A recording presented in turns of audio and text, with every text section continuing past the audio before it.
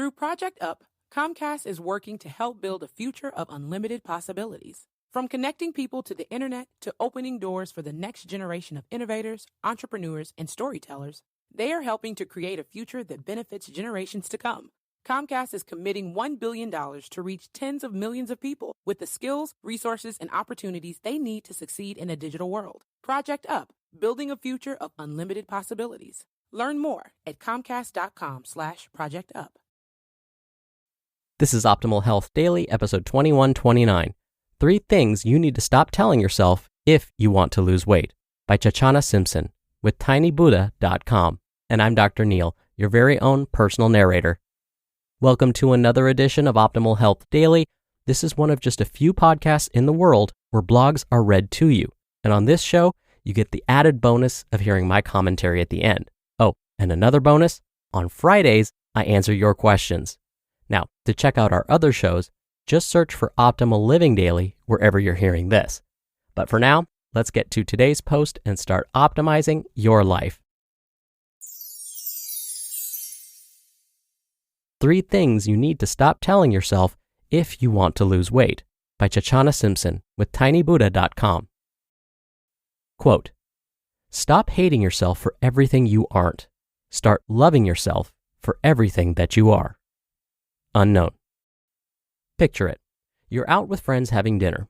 Then one of them says, "I shouldn't be eating this. I skipped the gym today." Another one replies, "I'm so bad. I've been eating out of control all week. I just can't stop." And another one says, "I'm going to have to eat salad for the next couple of days to make up for this." Does this type of conversation sound familiar to you? It's all too familiar to me. I used to be the leader in these conversations, until one day, in the middle of claiming myself the fattest, I actually heard the words coming out of my mouth. And then I listened to everyone else talking negatively about their bodies as if we were competing to see who's the most guilty for eating. I get it. You want to lose weight. Heck, I want to lose weight. That's not the problem. The problem is how we treat ourselves when we decide we need to lose weight. If you're anything like I used to be, you can be very nasty to yourself in the name of motivating yourself to lose weight.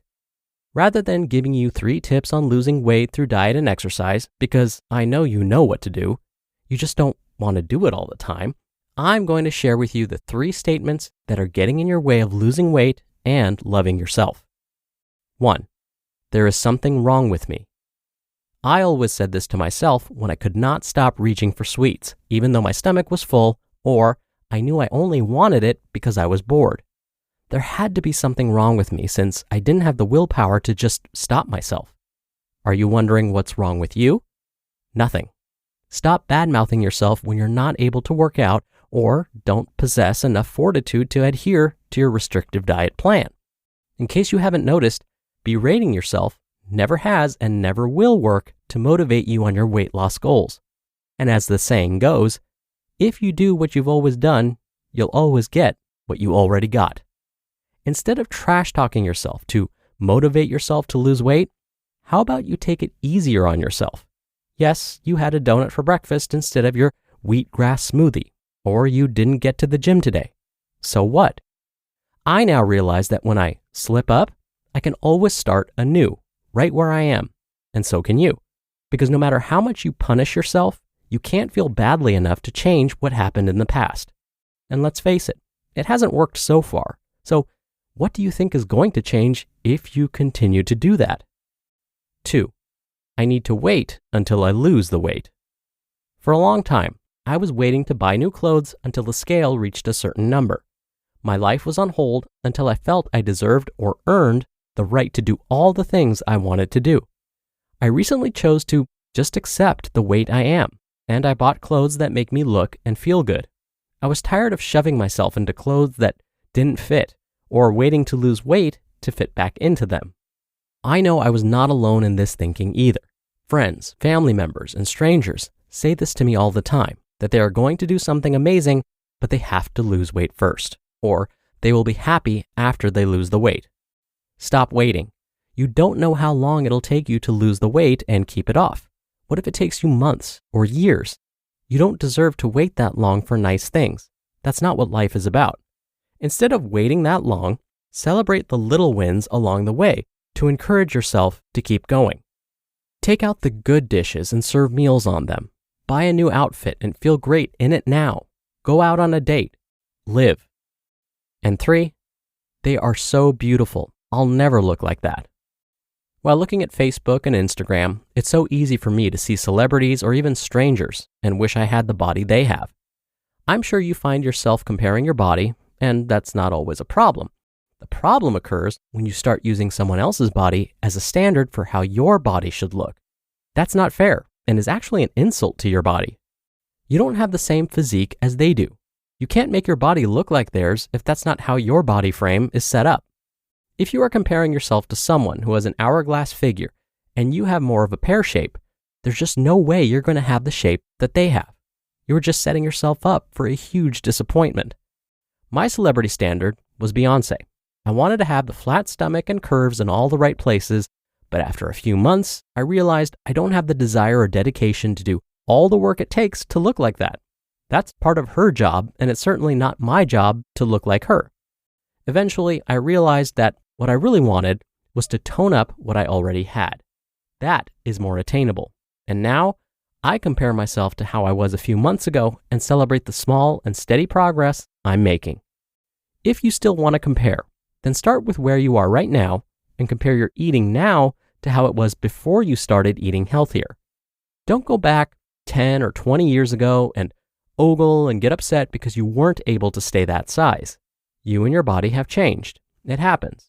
Set a new barometer and watch your progress from now until you get to where you want to be. Berating yourself, waiting to do nice things for yourself, and comparing yourself are not what you want to do when you want to lose weight and feel better about yourself. Focus on what you like about yourself. Treating yourself to something special every now and then and giving up comparisons is the way to a healthier and happier you. You just listened to the post titled, 3 Things You Need to Stop Telling Yourself If You Want to Lose Weight by ChaChanna Simpson with tinybuddha.com. You've been stewing about a health problem you have. You almost resort to texting your group chat to get your friends' opinions, though you know you're extremely unlikely to get any quality medical advice from them. But luckily, you can find it from a doctor on ZocDoc. ZocDoc is the only free app that lets you find and book doctors who are patient-reviewed, take your insurance, are available when you need them, and treat almost every condition under the sun. No more doctor roulette or scouring the internet for questionable reviews. With ZocDoc, you have a trusted guide to connect you to your favorite doctor you haven't met yet. Millions of people use ZocDoc's free app to find and book a doctor in their neighborhood who is patient-reviewed and fits their needs and schedule just right. Go to ZocDoc.com/OHD and download the ZocDoc app for free. Then, find and book a top-rated doctor today. Many are available within 24 hours. That's ZocDoc.com/OHD. ZocDoc.com/OHD. Dr. Neil here for my commentary. Today's author said that whenever we slip up, we can always start again. We just need to make the decision at that moment to do so. So instead of simmering in our negative thoughts about how we messed up, the best thing to do is to acknowledge, well, not that we messed up, but acknowledge that we indulged ourselves and then not let that derail our progress. By derailing our progress, I mean that we let our one indulgence turn into days' worth of indulgences. So instead, remind yourself that this one experience isn't going to undo all the progress you've made so far. All right, that'll do it for today. I hope you have a great rest of your day, and I'll see you back here tomorrow for the Wednesday show and where your optimal life awaits.